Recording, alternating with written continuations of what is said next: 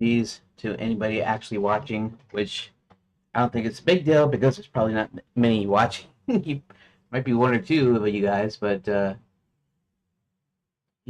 one viewer. So yeah, I don't know. I don't know which what counts. Although like there's zero viewers in Kick, right? So which is what I expect because I'm the only one that's viewing. Of course, I'm in their stream dashboard, their stream page or whatever. Studio says concurrent viewers is one, and YouTube. I still can't tell if that's me or not because I'm actually on Studio YouTube Studio now, and not my own channel, not the actual live stream. So if you're a viewer in on YouTube and uh, then I guess thank you or something. Anyways, and then Rumble Studio. Of course, the viewer will be me, so I'm the only viewer in here. But anyways, it's all good, I guess. Multi meld multi. It was it was acting up on me. I'm using this meld multi. Uh, Here, you look at it for just a quick sec. That's what it looks like. Yeah, let's pull it back. uh, but it's free. It's allowing me to stream to more than two platforms. Although now it's kind of a pain in the butt. Now, of course, if I had money and I paid for Restream or I paid, there's some other paid ones I'm sure that I could get on that would stream to multiple platforms. But I don't have any money, so I gotta choose the free options. That's why I was on Restream and why I only streamed to YouTube and Rumble at first. So, anyways, now I only have about 45 minutes. Well, actually, Dad's gonna let me go until 4 instead of 3:30. Uh, I'm supposed to make dinner like after I get done, and so, uh, but he was saying because of the way things were being late and stuff, and because of the problems I've been having with the software and stuff, that he said it would be okay if I did that. So, okay, so I didn't actually get done exactly here the last time. I was working on it a little bit, sort of. I was just reading through it, and so it's still the question. The question is, do I merge these two chapters? Do I merge these as two chapters, and or do I leave them as is and try to add more stuff into um,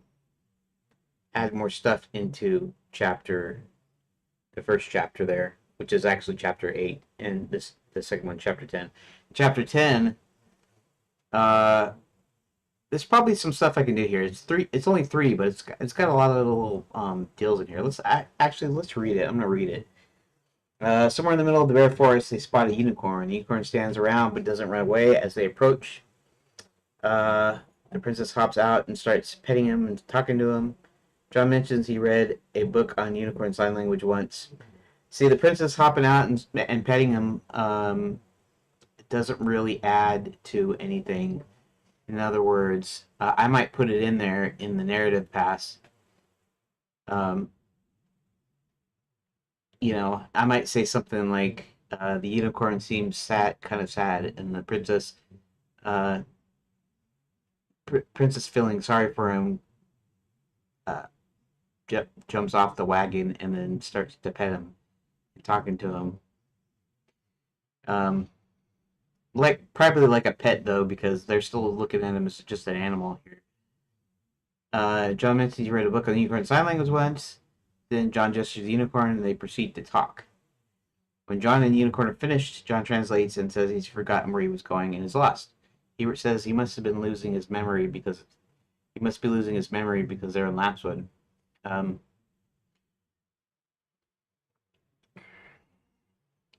Now, here's the thing. Back in Lapswood, it's because this was a separate story beat before, and it was actually spaced some time away. So if I delete that and save, Hebert realizes this is maybe Sir William and then casts a spell to change it back. The spell doesn't work correctly, but it allows the unicorn to talk to them in human speech. The unicorn is unable to remember his name, and they all start walking together. Soon, nobody remembers what they were doing. They all stop walking and stand and stare at each other. Okay. Staying in the middle of Lapswood, John notices Hebert wearing wizard garb and suggests he casts a spell or something. Hebert reaches into a bag, pulls out some hats, and puts them on and wiggles his fingers. When he does this, they're instantly teleported elsewhere. Hebert and company wake up on the road and confirm that it was definitely Lapswood because of the splitting headaches. Hebert recognizes the road and they travel with that event to the Bats and Belfry Hotel. And it was a hotel up until I changed it to motel. And honestly, I don't know if it was ChatGPT or if it was my own thoughts. I think it was my own thought. If I remember right, because I was disgusting and I was like, you know what? I'd still like to call it motel. Let's see. And then maybe it said it though. I don't know. I still don't remember. I still can't remember. It's actually on one of these streams, but I don't remember what stream it was. Because it was some time back that I started to call it a motel because it has a moat around it. So motel, I should leave it with that spelling even because it's meant to be funny. Uh,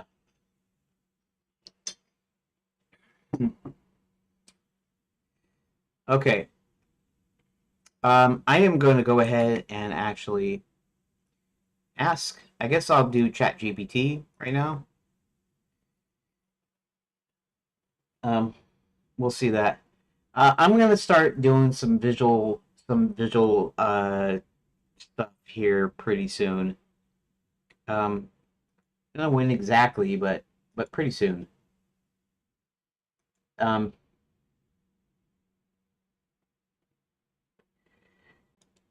we mentioned Greggy.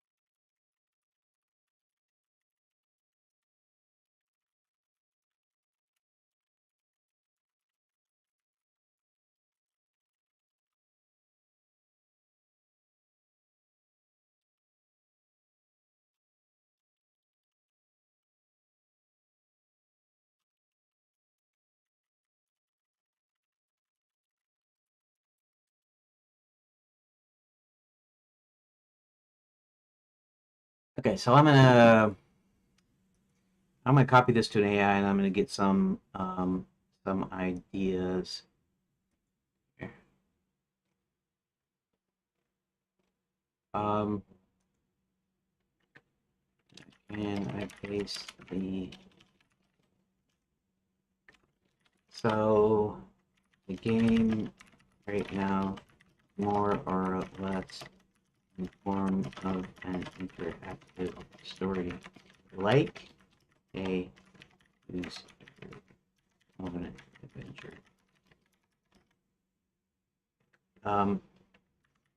Each chapter has some story beats.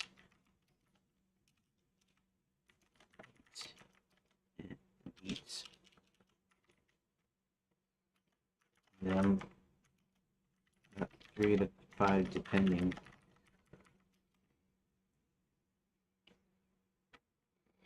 And I paste contents after. I know I don't need to ask it anything. I don't know, I'm acting like it's a person like I do, even though it's the church thing.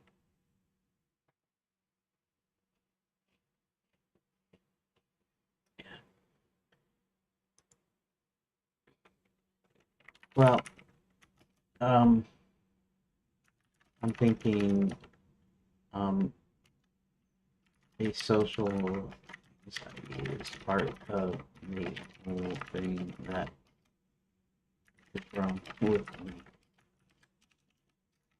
If he could say anything goes wrong. So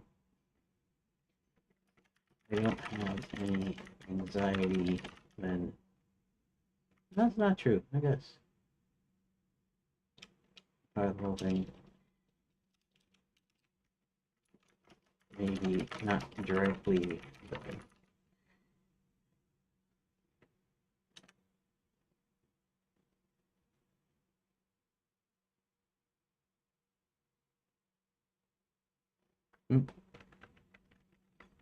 yeah, I was thinking about studying that thing. I might do it on stream too, since it's actual development of the game anyway.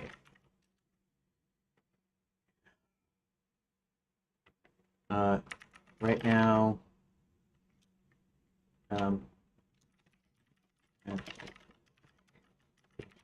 like what we use, I can drop Imagine and GPT generate for free right now. I don't know about any other free ones. Okay. I'm just talking about um this guy named Greggy who he pops in every once in a while. He'll stream. He does painting and stuff, animation, um, and whatnot. He's makes some games too. And he was asking when I was going to do some graphical design because this is all text right now. And as you can see here, let's pull up Redot here. See, this is all text. In fact, I can show you something. And this is actually the game here. It's not really a game, but it is a game. See, so you have you can hit any of the number keys or on the number pad to select a choice, basically, and that's really pretty much all the game is right at this point. Eventually, I iterate over you via the various phases by adding. I'll add some features to it. Eventually, I'll expand it out with a parser. You'll have inventory. You'll have puzzles. It'll be a full-fledged like text adventure. Then I'm gonna start introducing like pictures, uh, images alongside the text, and then later on some sound, and I'll start animations, and then I'll start I just build it out. This will take a whole lot longer than if I were to start right now with a full graphical adventure with everything that I want to do. But the difference is that at the end of each phase, I'll have something done, and I can the more complex it gets, I can just kind of gradually build on it so that it doesn't overwhelm my brain. So that so as I'm building it, as I'm adding more features, I'll be able to work more. But the thing about the streams is that people aren't really interested in watching me type out text or type out to chat GPT and have a discussion or whatever, which is, I understand, but I still have to do this kind of boring preliminary work still, and I don't put anything, any work that I do on the game I have to stream, right? So um, that's why I'm showing everything that goes into it, even the boring parts, even the slow parts. But I'm looking to find a way of streamlining stuff to a point where people like watching it, even though I have to do this other stuff. Part of it will be just getting this done. So I'm actually going to be doing this in two passes. This first pass is the event pass. So like you see here, the count comes back to FSC, tells John and Hubert where the princess is. Hubert and John take an empty wagon, head toward chapter what? Oh, that's from chapter 5. Take an empty wagon, head toward the hotel, and arrive at a side door with two guards. Hubert tries to conjure up a wagon with food, but nothing seems to happen. The guards suddenly see these are just like events that happen. These are things that happen. And so then I'll after I'm completely done, I'll go back through each of the pages and I'll make it, pretty it up, make it have paragraphs, make it flow like a narrative, like you're reading a book or a story. So, but I still need to think about some visual stuff. I need to have some visual stuff for the stream, and then I also need maybe the preliminary work, the pre-production, like when you make a cartoon, right? Uh, well, even a game itself, a regular game, but a cartoon where you start with the story, you start with the script, you start with some storyboards, uh, and then you have then you create a story reel out of that, and I'm thinking of old terms because my mind is still with the old way where they used to do it on film and used to draw on paper and stuff. Some still try to keep that alive, actually doing on paper and selling everything. But still, you have that preliminary pre-production work, even if you're just doing it solely in the computer. So I can look at some of this early stuff, this like concepting and whatever, um, as pre-production early stuff. I can, so even though I'm not actually doing any graphics, I can start creating characters. I can start making backgrounds. I can start doing locations. You know what I mean? I don't have to actually work on the actual content, the actual backgrounds you see, or the actual animations or anything. But just some preliminary stuff of how it's supposed to look visually, so that by the time I get there, all this prep work will be done, and all I have to do is just make the content, and maybe even up to a point of where I don't even have to make that much content because most of it's kind of like pre-done for me, sort of like that. Like I could totally work on an animation, like if I got good with drawing again, and good, I mean by practice, so I have some line control and whatever, start doing that again and start getting into it. And then if I start making characters, I started doing some basic animations. I started doing this, that, the other thing, whatever.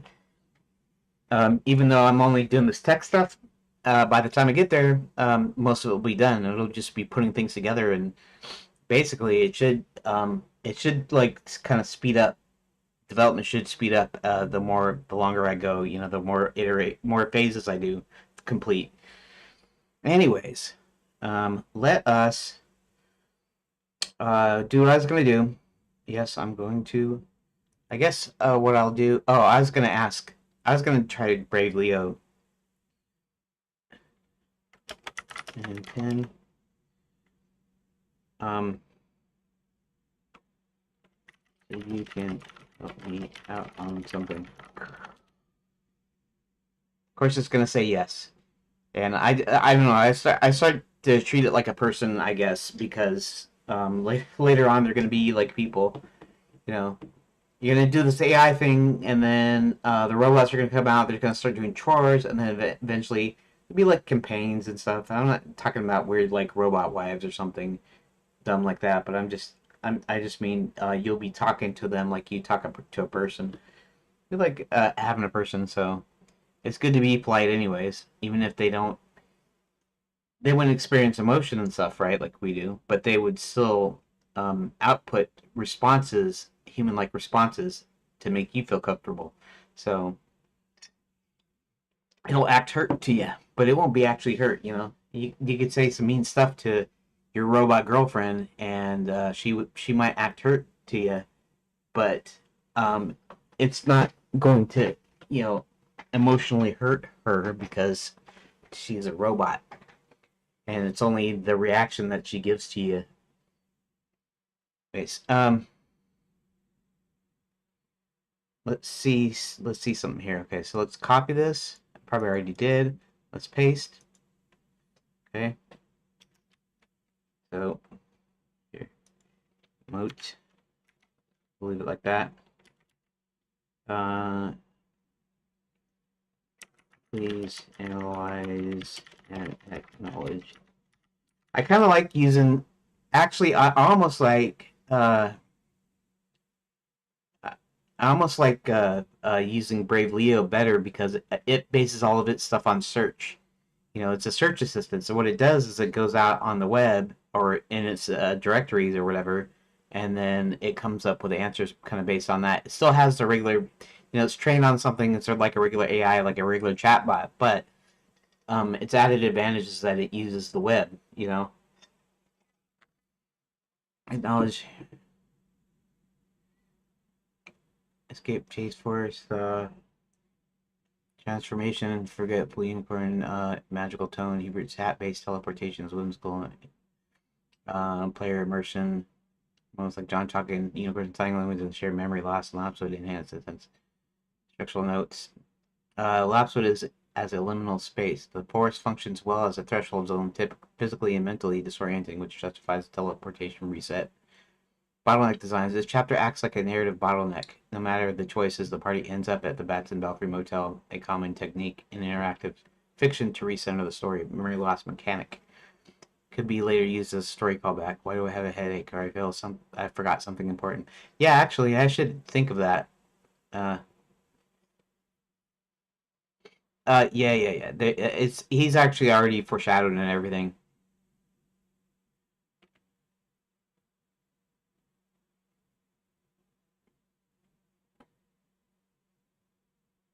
Uh, okay. So what do I do? The was the division between chapters. They work as a single story arc. Actually, there's a third chapter, which is chapter 5 before this, but I had already finished it before I decided to work with multiple chapters as a single story arc. Um, okay.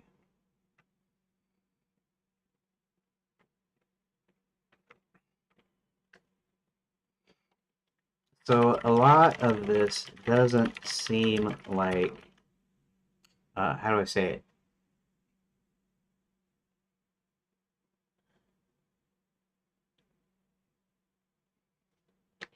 A lot of this seems like it would be a cut scene.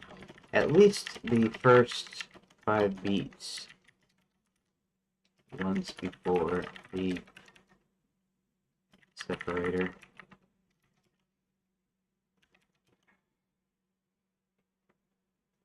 Um, not like something that would warrant a decision point.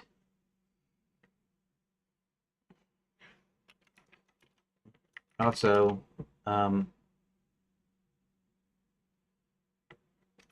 feel like... Actually, I don't know. What do I feel like?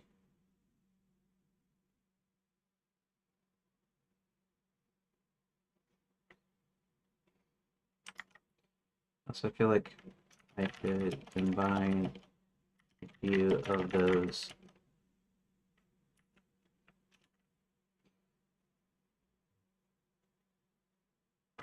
Um, story beats. I almost was considering merging the two chapters because of what doesn't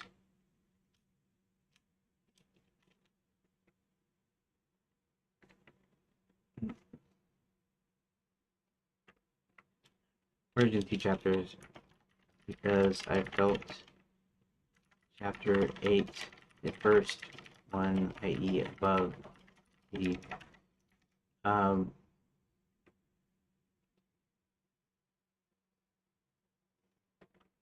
was more or less a cutscene. What do you think? Let's see what it thinks. Right? Okay, where's this? Oh, hey Rook.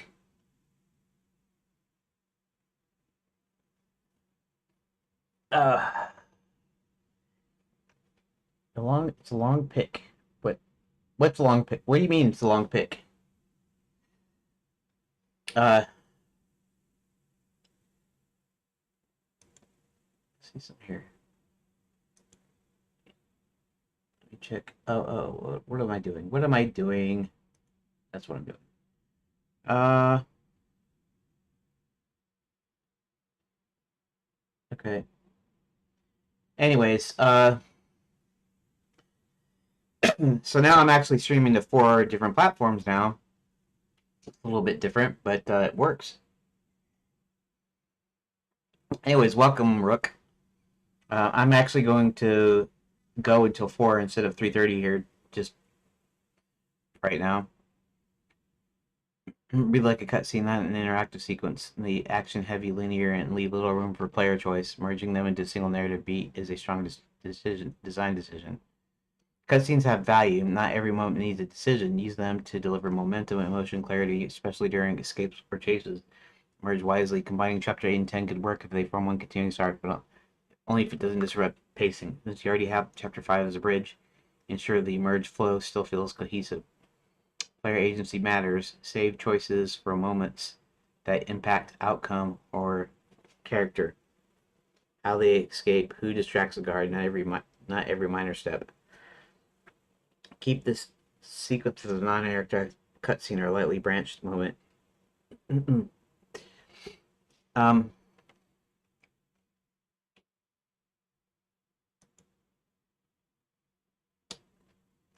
yeah, it's let's see.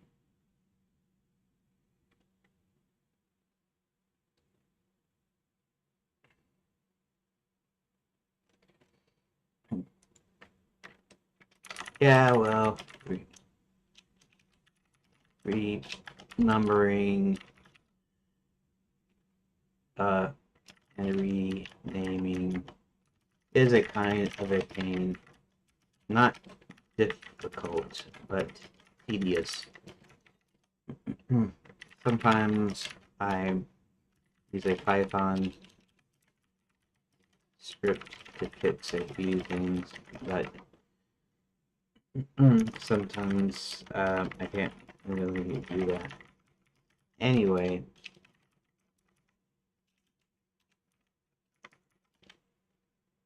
the escape can be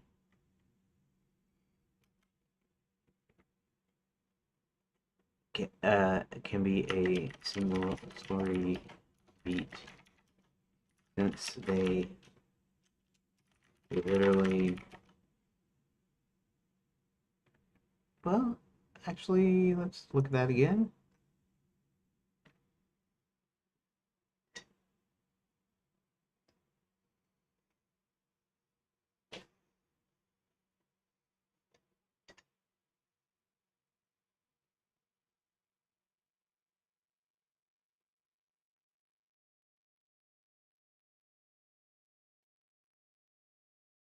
There is a thing that I didn't really think about. I didn't actually put. I just have him knock out the guard, but she still has her shackles, and I actually wrote as much in my text that I read in the in the that I read in the first half. It's actually part of my notes.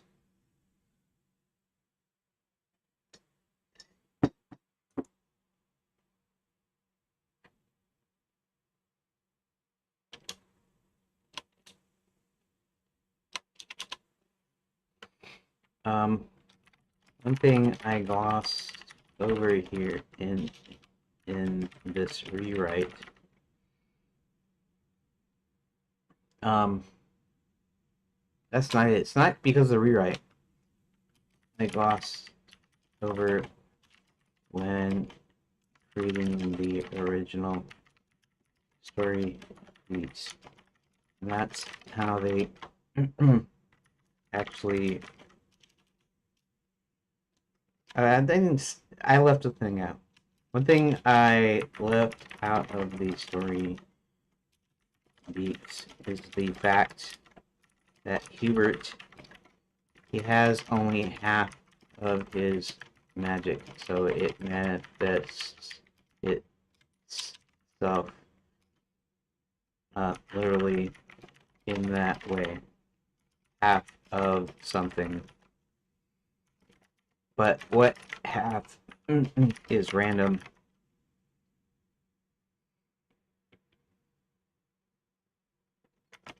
He teleports something. It only does it halfway, but sometimes it's the second half, which means effectively it works.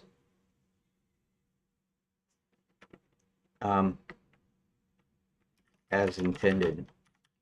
Or I should say the result is the intended result. He tries to conjure two of something. He only gets one. That sort of thing.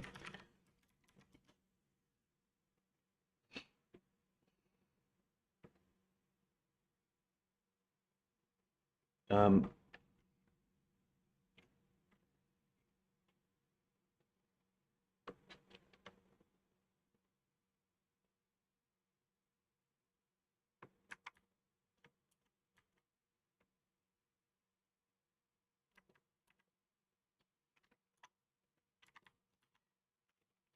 I forgot what I was going to say.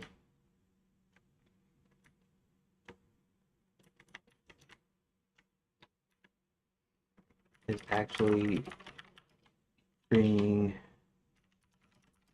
Princess from the shackles and chains.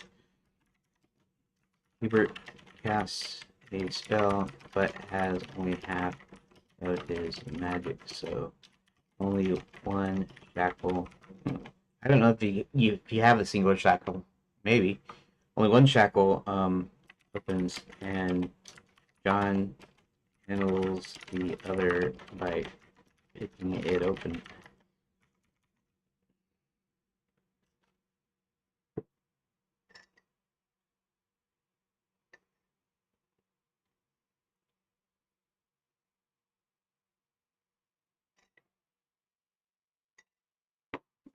John picking the second shackle.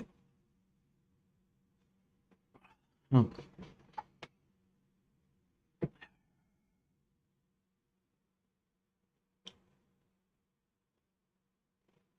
Um, but I might have just figured out a way to keep it a separate chapter.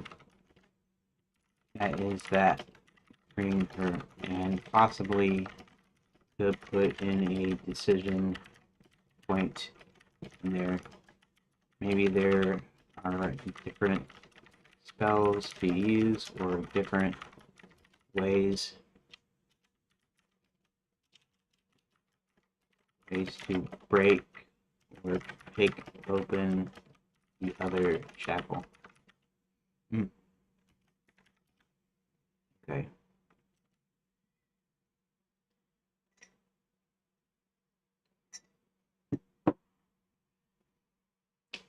Keep the rescue as a separate chapter. And add decision points. Over intense.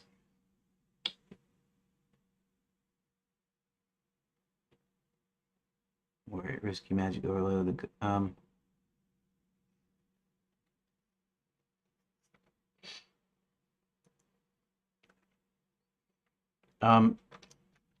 That works. Although, right now, I can't really, I don't have a save system.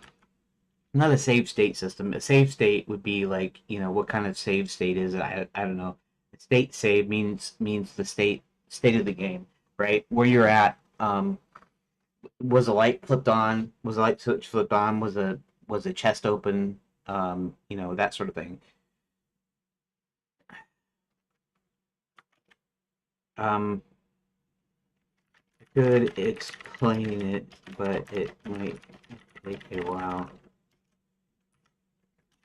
Too long for this conversation, but I guess long story short,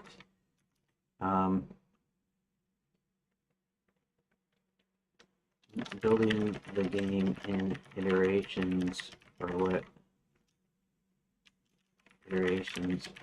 I call phases. So, I'm going to build a save system a little bit later in a different phase. So right now, no loop backs. And I can't save anything for later.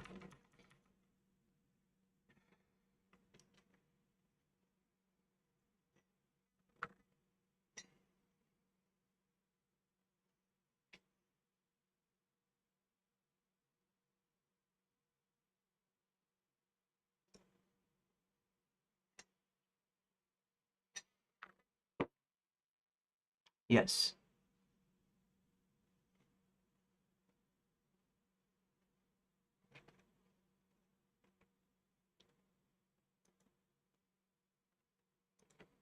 Yeah, so these choices won't affect anything later. Well, actually, I suppose I can write it to where it will narratively do that. But let's see something. Narrative. Where it will narratively do that.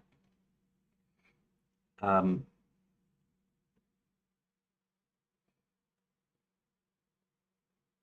see. But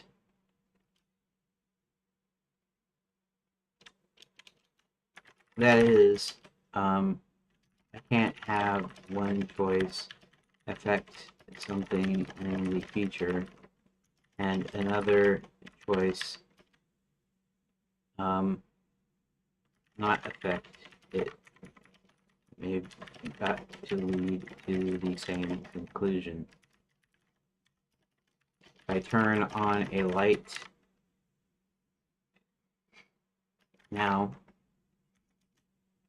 in order for it to still be on, I have to write it that way. I don't know how to say what I'm trying to say. If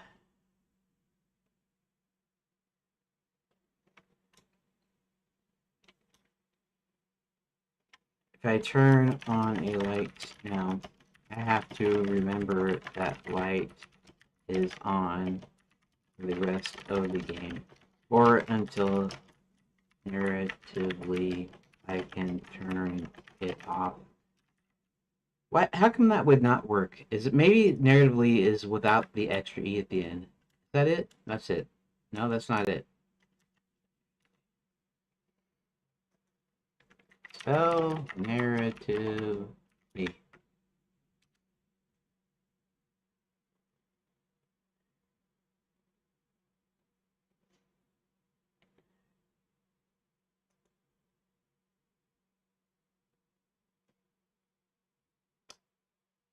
No.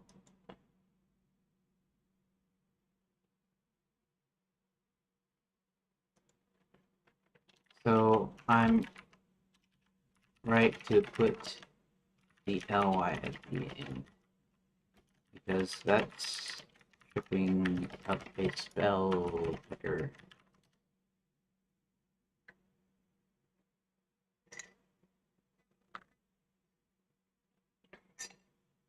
It shouldn't be that hard.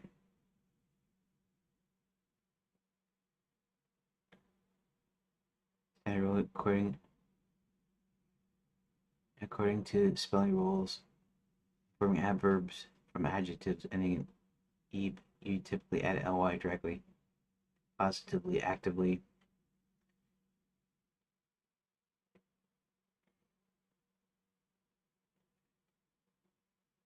Narratively rather than statistically. Okay, thanks.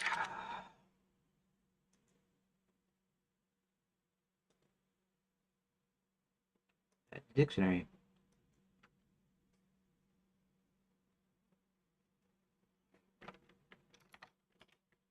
I can't allow you to either turn,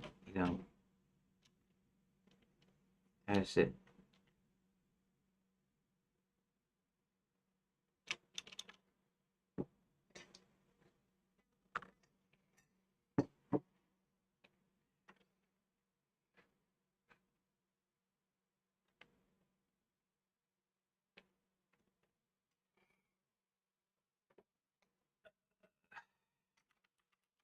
You can't find your keys, then the rest of the game player has to go keyless.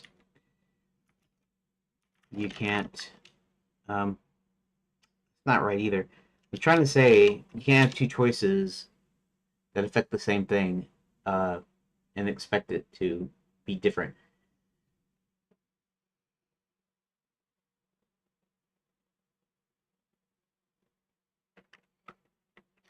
I can't grab keys to the station wagon and the keys to the sports car. I want to rewrite the majority of the text that uses both cars.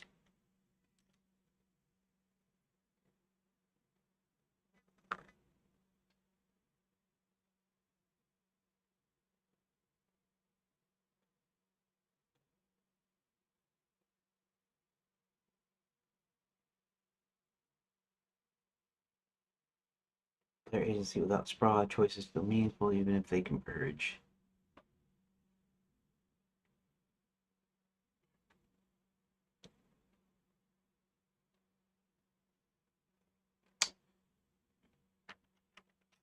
Yeah, that's what I thought. So, um,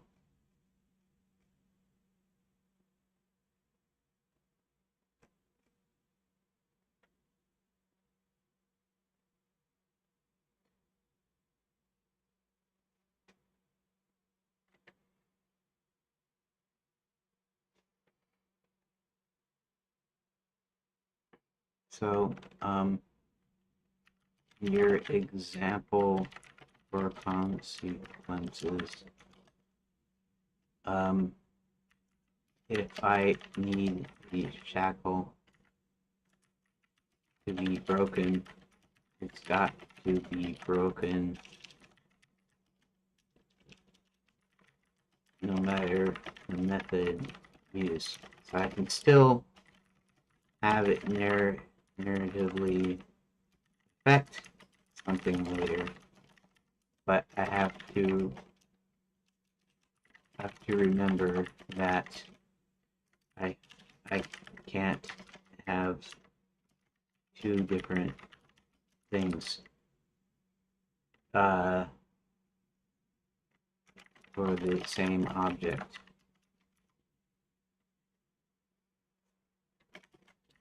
Broken vase path where a vase is broken and the alternate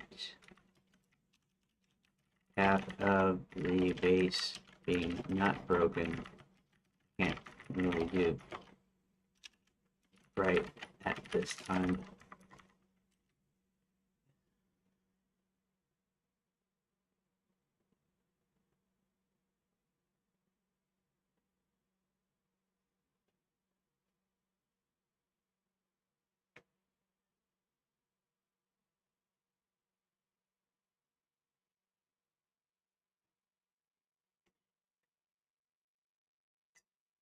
Yeah.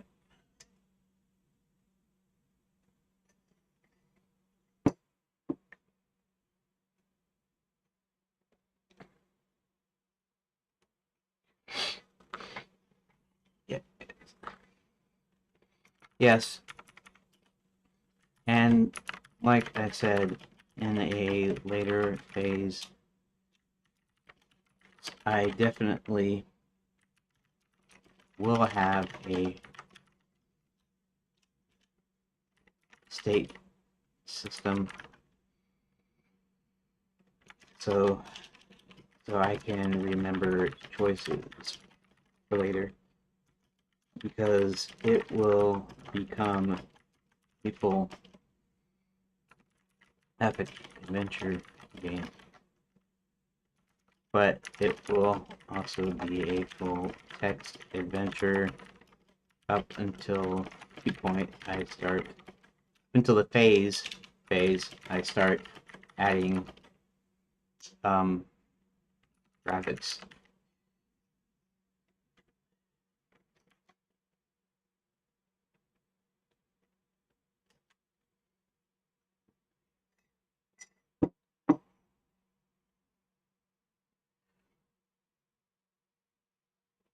So in-game phase is a smart approach. State tracking will be later. Many tools, the support.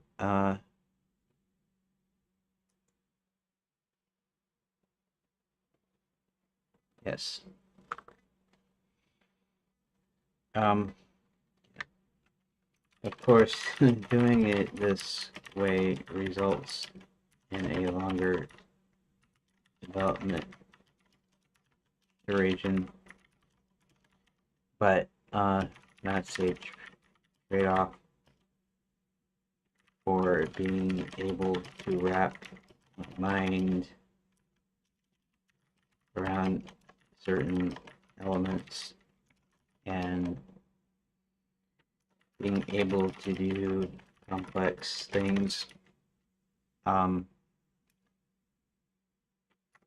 building on the simpler earlier parts.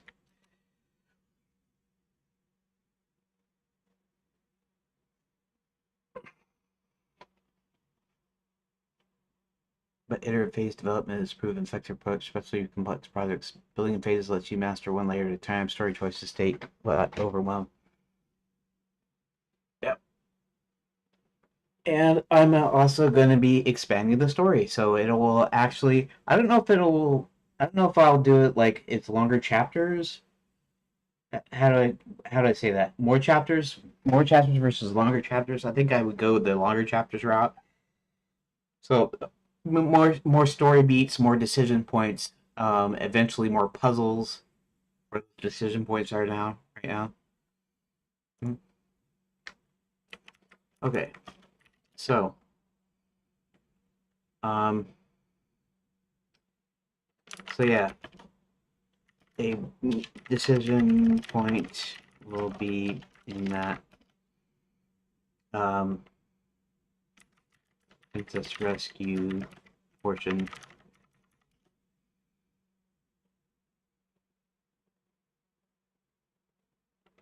So that will be good.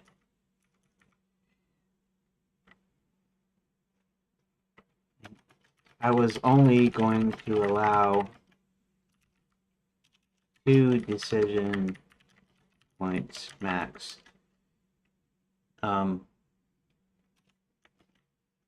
And for this, I probably only need this one. Although, I've also got a limit of, we'll call the story beats pages, of pages per chapter. And right now that sits at 20. Includes the branching pages. So I try to keep it at that minimum, that maximum, and try to make sure that the minimum is 10. So 10 to 20 story beats per pages.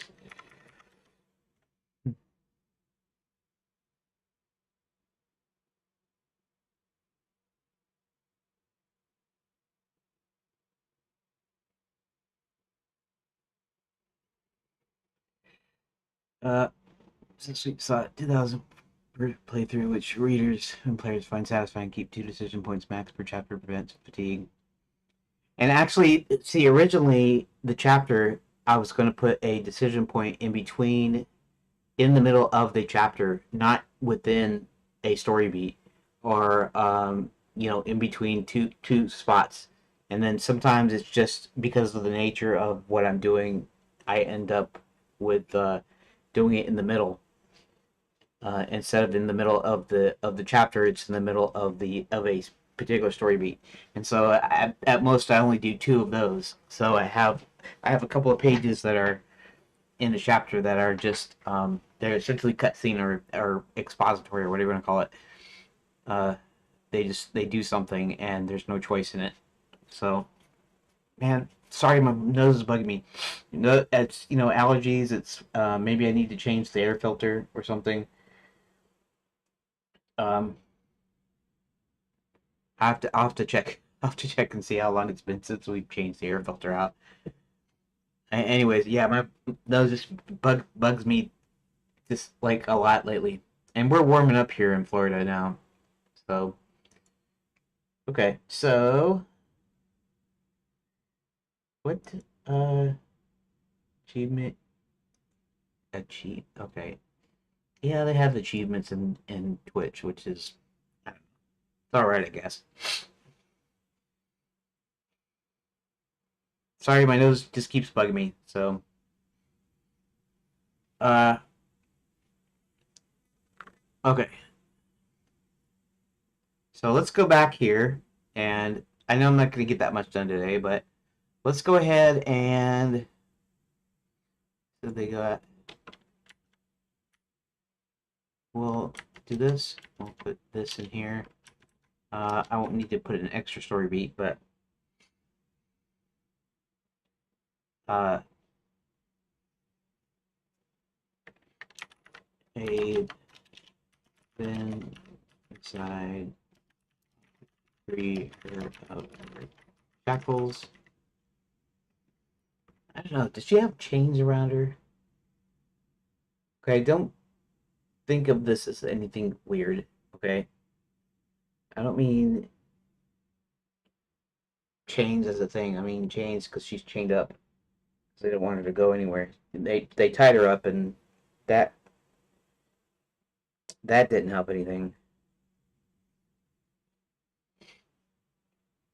Uh, so she was able to get out of that, but then now it's chains and shackles. So I think she's going to be also chained up.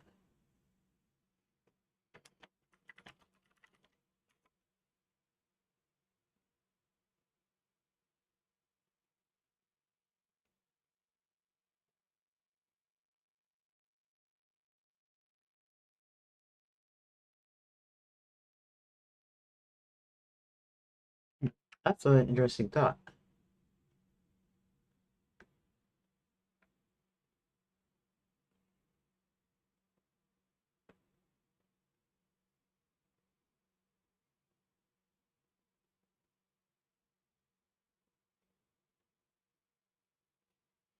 After freeing her,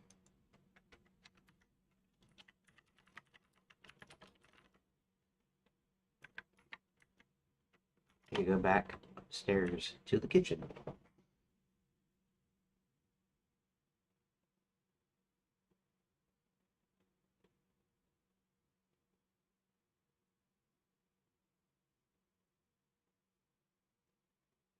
Actually, the kitchen. Let's see. The kitchen isn't locked either. I mean, I had a thing where they're keeping it locked, but the fake princess is allowed to go down there, for one thing. She gets free reign to go back and forth because she likes her wine, and so they kind of bribed her with the wine to pretend to be the princess for a while. And then, of course, you have the guard down there, so probably it's not locked.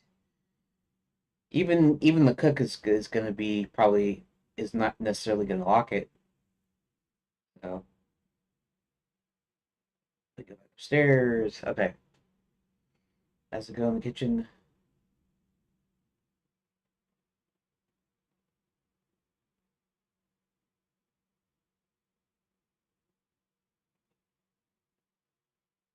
To the wine cellar. Okay. Um, that could also be a story point, although it's we're like right at the beginning of it.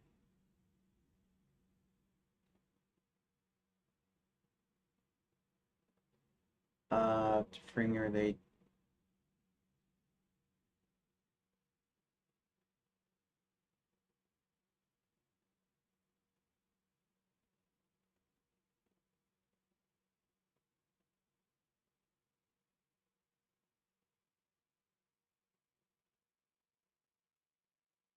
hmm. I'm just thinking. I'm just thinking. So actually, this is actually good. One, two, three, four, five. There's let's see something here.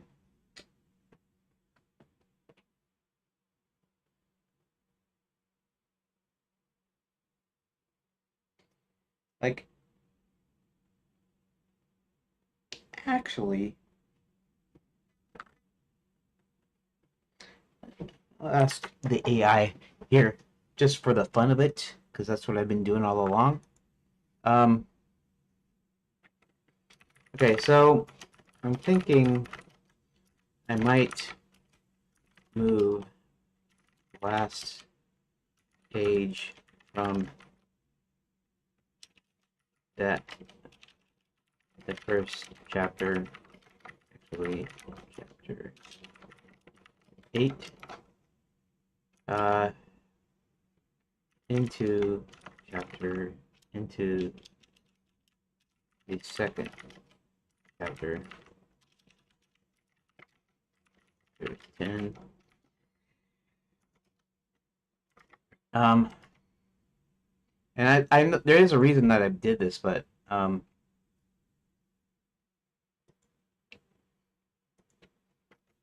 I could open chapter 10 with the Black Knight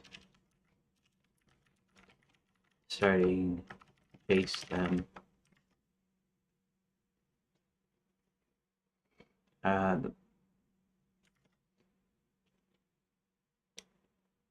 with the Black Knight facing them.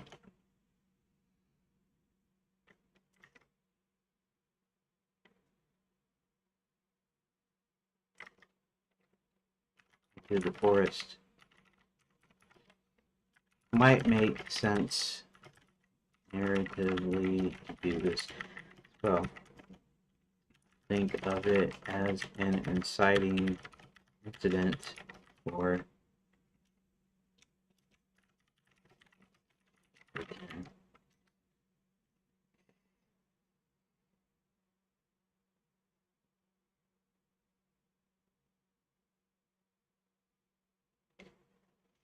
works well narrative. It hides attention from escape to survival. It aligns with the storytelling. And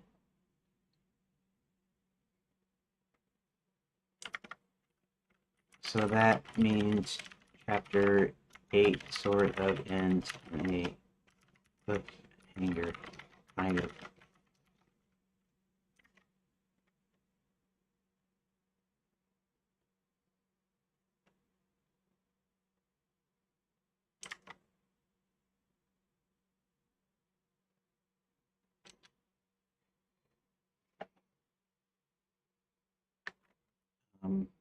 It also works if I think of it as part of a 3-act structure.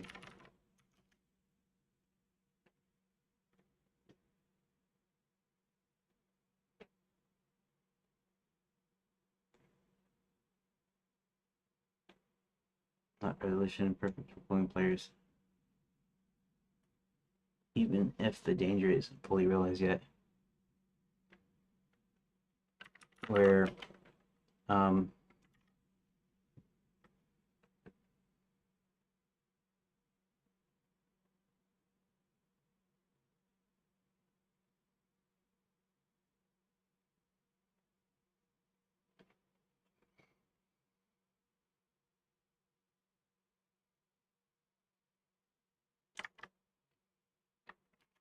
Act 1 is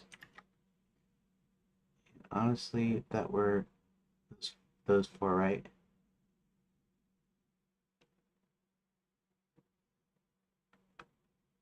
And so these two would be part of Act 2, the first part of Act 2.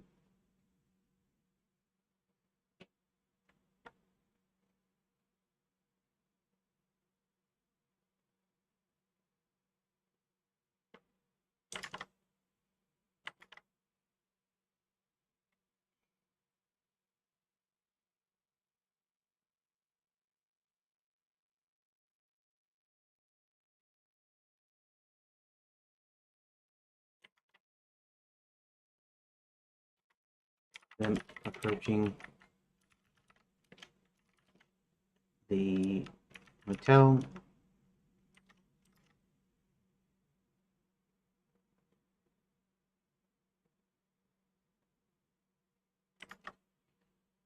Finding their way into wine cellar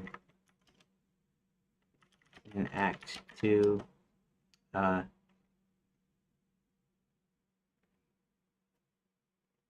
Is where they free the princess. And part of Act 2 is where they free the princess and start to make their escape.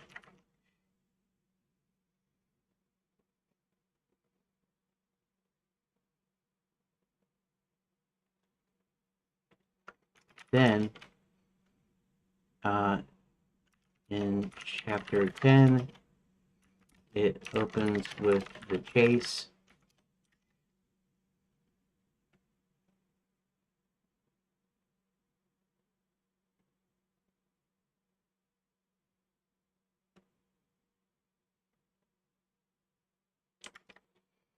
And the end of Act 2 is where they meet the unicorn.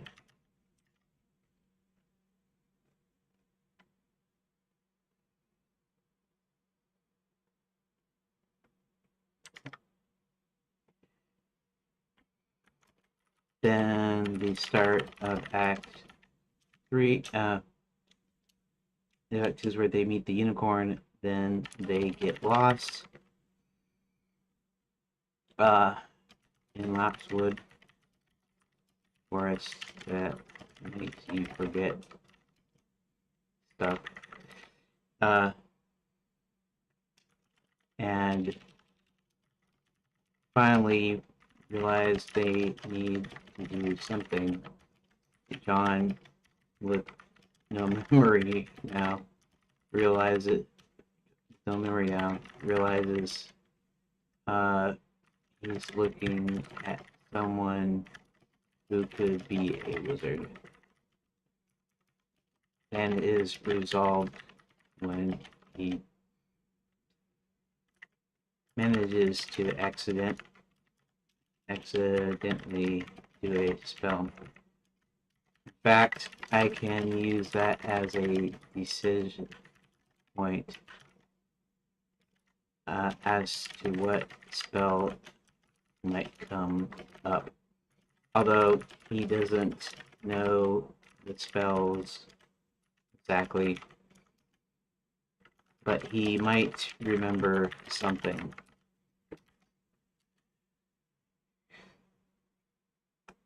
That does work. Actually, does work. That's a classic story. Freeing the princess, escape, Black Knight chase, entering Lapswood, rising action and complications, Act 3 resolution, memory loss, realization, accidental spell, crisis, and resolution through Act 2, the unicorn encounter and disorientation. Lapswood is strong, it marks the point of no return, and descent. It's kind of funny because even though, now, here's the thing, I did kind of write all my characters that way. So all of them have arcs.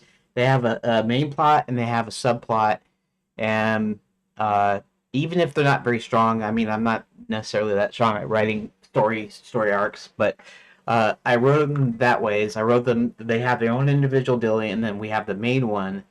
And so as I keep looking at these, I'm realizing where I put the breaks in, where I put the pages in. Now I had to tweak it a little bit. Obviously, I had to write it a little bit different, but uh,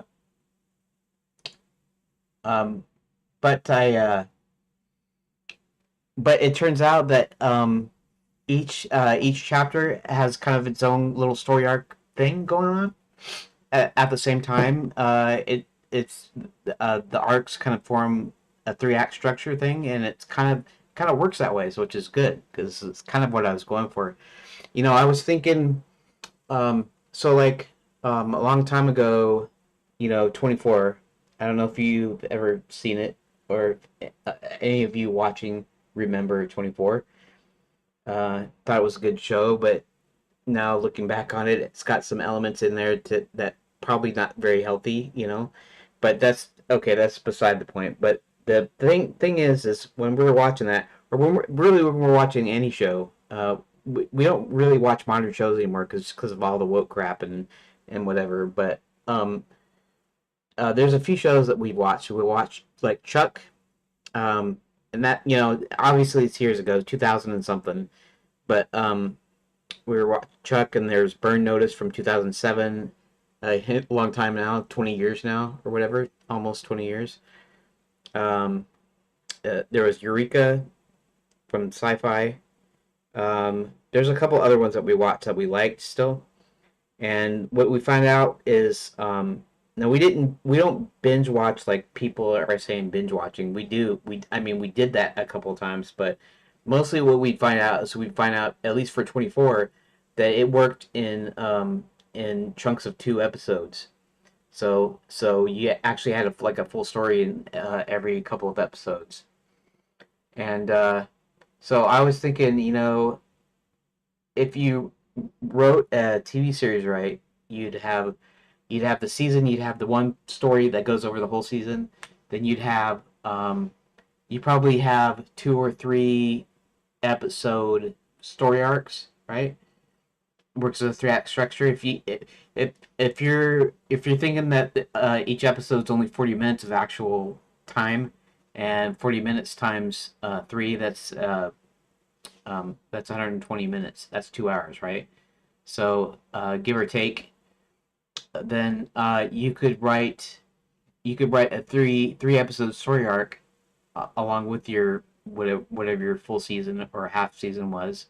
In fact, you could do if you do the old fashioned season with about 24 episodes a season, um, and you divide it in half seasons, so you had a half season story arc, so it'd be 12, and then you'd have 3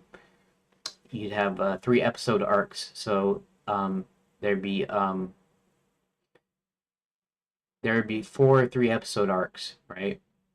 And then in each individual episode, you could have its own little story arc, its own contained story arc. I was thinking, if you could write a granularity like that, when you watched it, you would be incredibly satisfied. Because not only would you be able to watch an episode and kind of be satisfied with that episode. For instance, you watched the whole series, you liked it, but some episodes you didn't care for, but a couple of episodes you really liked, and you watched it, you would still feel satisfied even if you just watched that episode because you liked it, you know. Whereas, in some of these shows, you can't really do that. You have to actually watch a couple of episodes, or you have to watch the story arc in whatever episodes. But I was thinking you could write it a certain way to where, not only could you have you'd have three episode arcs. You could have two. You could have 2 episode arcs, right? And then you have a 1 episode arc. It's a lot of writing. It's a lot of thinking. I mean, you have to be a really good writer, or be really good at details or whatever. But I think with the right person, you could pull it off, and it would be a really awesome um, show. I mean, you watch it, you'd be on the edge of your seat, but you could almost watch them out of order, not because they're isolated. But even though they're all connected. You could still watch them because you could still get that satisfaction of uh, of having watched an episode. You know, that's the old serials. The old serials had cliffhangers, right? So they had this story beat, and then what would happen is at the end they would leave you off in a cliffhanger. But even though it wasn't fully like it didn't have a full resolution on each episode. It's kind of like it's self-contained, so it all barrels down to this whatever uh, this cliffhanger is. You know, they need to get some artifact or something, or uh, so your hero gets captured, and so he's tied up, and there's a fire all around and stuff, and he has to get out of it. And of course, the cliffhanger would be that he doesn't get out of it. And then it would set up for the next dealie. But each episode, you could almost look as almost kind of self-contained, even though it wasn't. And that's why if you watch a serial through an old 30s or 40s movie serial, um, you can get kind of frustrated watching the whole thing, watching all the episodes, because they don't really they're not like a continuation, right? They don't um I don't know how to say it. They always end up in this cliffhanger where they're always in danger and stuff. And then the next episode, it's like the other thing didn't even matter kind of thing, even though they may have faced death several times. Anyways, I'm rambling, I guess, and it's 4 o'clock, and I should be done here. But so yeah, Act One, yes, 3 act breakdown, 2 chapters approaching the hotel. Uh, Act Two, the unicorn encounter, disorientation. Okay, thanks. I just needed to be able to bounce some things and clarify others. I know what I'm going to do now.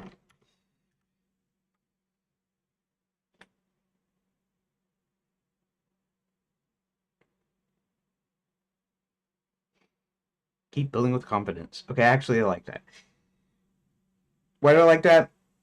Because it's not overly like, oh, you're doing so great.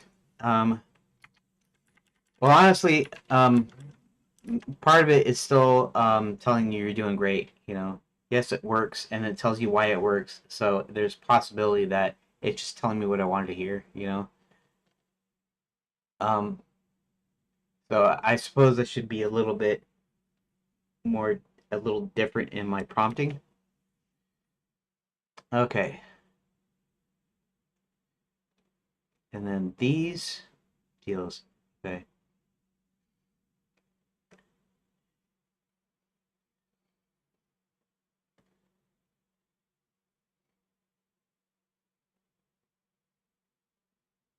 And actually, there's got to be something in here too. I got to rewrite that a little bit too because the guards are still there looking at the giant wagon filled with food and being pulled by a dragon when it's just a horse.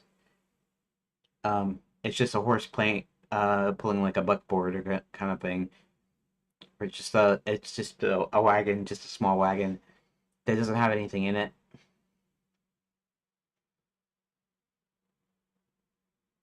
Anyways, it looks like I'm on a good start, even if I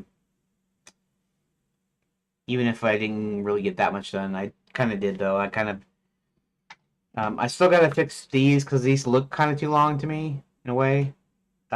Reduce them just to kind of. And the reason I left out the her getting out of her shackles, is because I was trying to reduce it to a point of where it's just no fluff, right? So it's not. But this is actually an event here, actually freeing her of her shackles, which I can turn into like a decision point. So in this one, this can actually be fairly fairly like small, very limited, fairly limited. I will have a thing to do with the guards though, the guards that are sitting there. Maybe they'll stop them, right?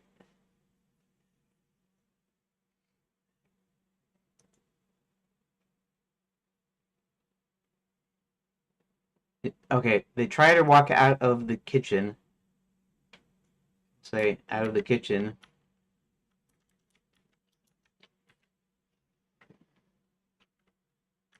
when the Black Knight rides up. Okay, and I don't need to save Black Charger. That's all right. That's just a descriptive thing.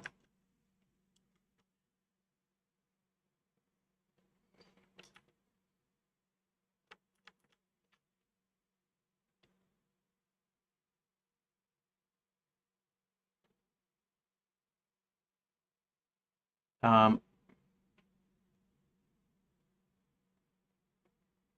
maybe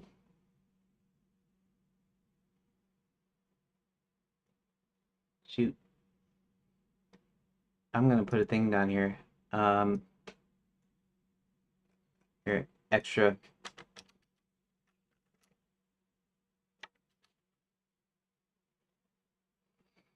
When Hubert goes into the Grand Chandelanian, um, he can't do any more magic while he's. Well, that's not true either, because he did the trick, and what he tried. Okay, so what he tried to do was he tried to create a wagon with food in there. So he actually tried to create it not as an illusion. He actually tried to create it as a non-illusion.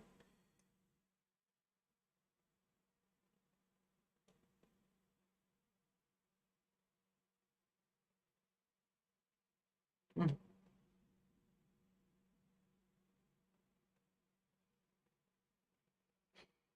Uh, Dang it! I gotta quit now though. So go to the kitchen, the Grand Chandelanian.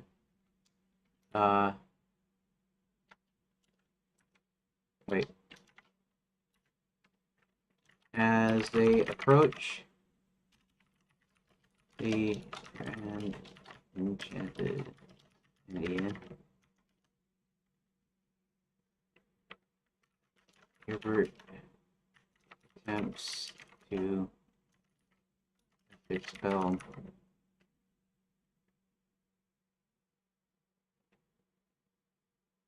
he's not casting a spell on them, he's casting a spell on the wagon. On the horse and the wagon. At first, no one sees anything, but soon the guards start seeing a wagon filled with food.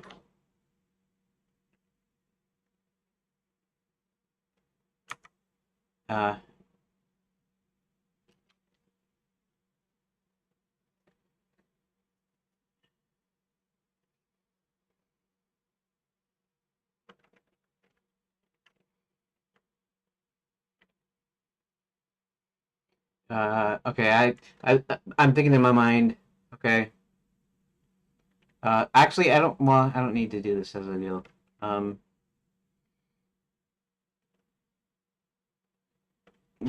Hubert will try to convert the horse and wagon into a wagon into a large wagon filled with food and being pulled by a dragon. However, because of his halfway magic, it only creates the illusion of a wagon filled with food. Okay. I guess I just wanted to keep that as a note here to remind me. John and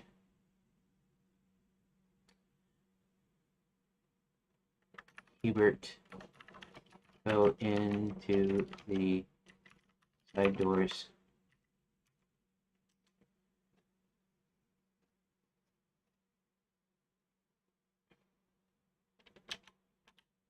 And find a secret entrance into the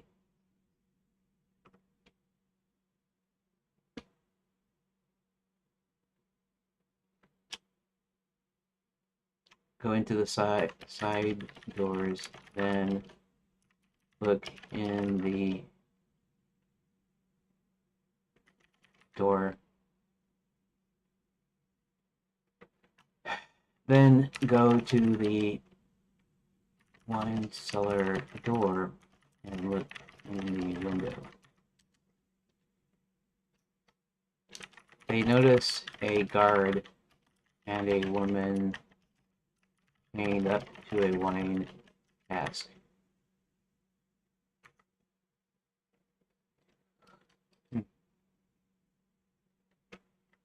Hubert. Okay, so this is going to be a new page, right? Hubert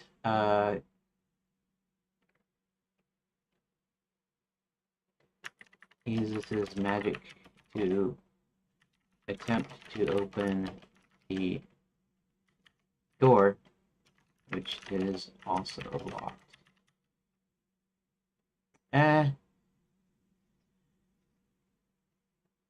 Which is also locked.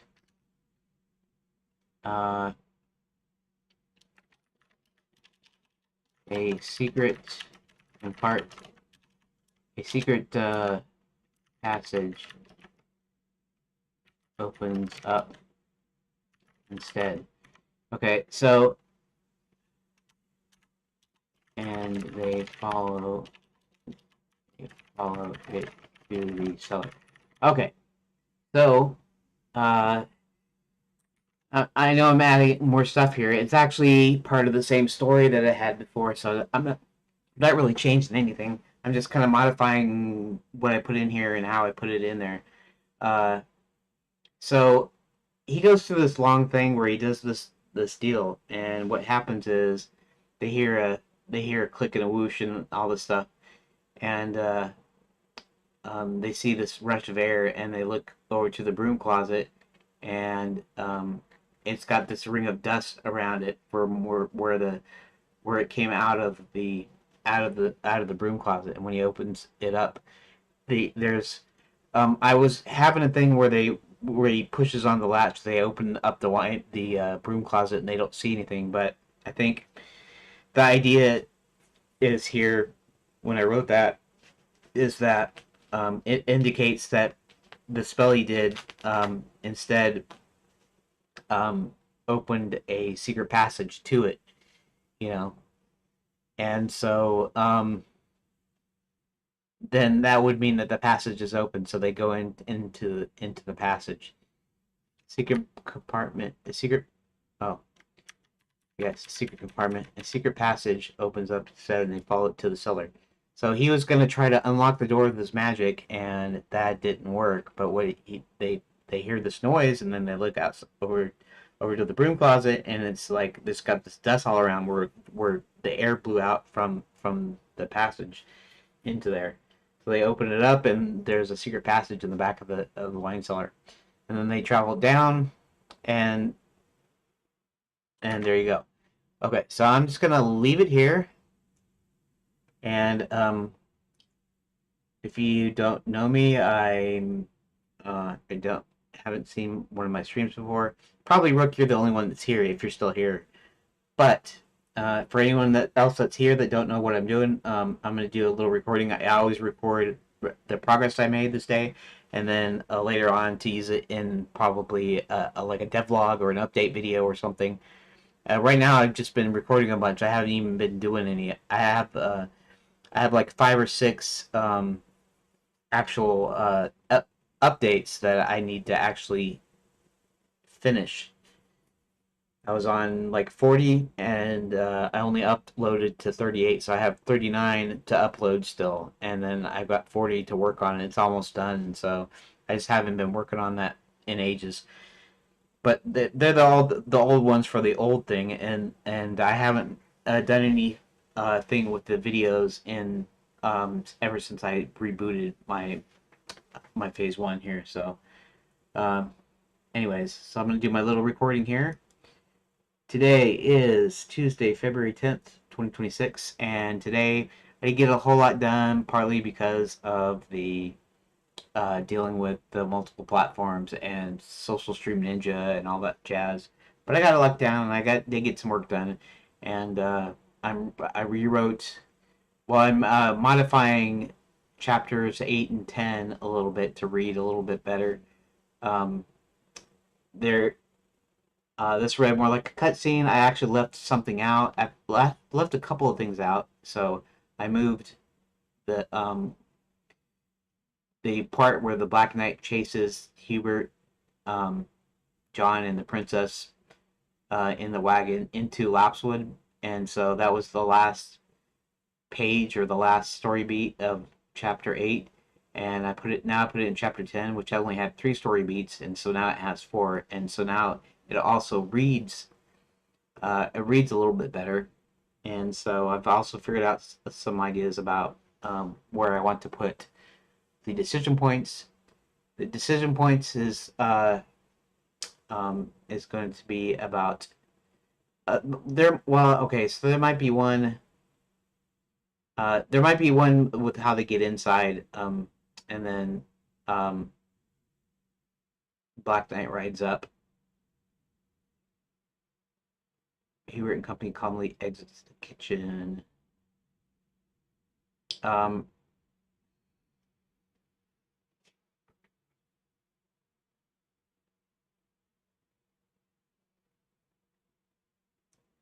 Hubert and company jump. Start walking out. Because she's escaped. They then run to the wagon. They take off. The Black Knight begins to chase them. Okay. So that seems to be okay. So that's pretty much what I did today. I just rearranged a few things, and tomorrow I'll start with a little bit more rewriting before I actually start putting in decision points for it. Anyways, that's all I did for today, and that was actually kind of a long recording. I kind of forgot I was recording. Anyways, thanks for watching, and I guess I'll see you tomorrow.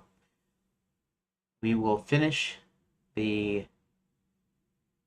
Well, we won't finish. I'll try to I'll try to add the decision points and stuff in, and then I'll start working on the actual pages. So I don't know if I'll get these chapters done this week, but we're gonna try. So yeah, thank you for watching part 2. I will see you tomorrow.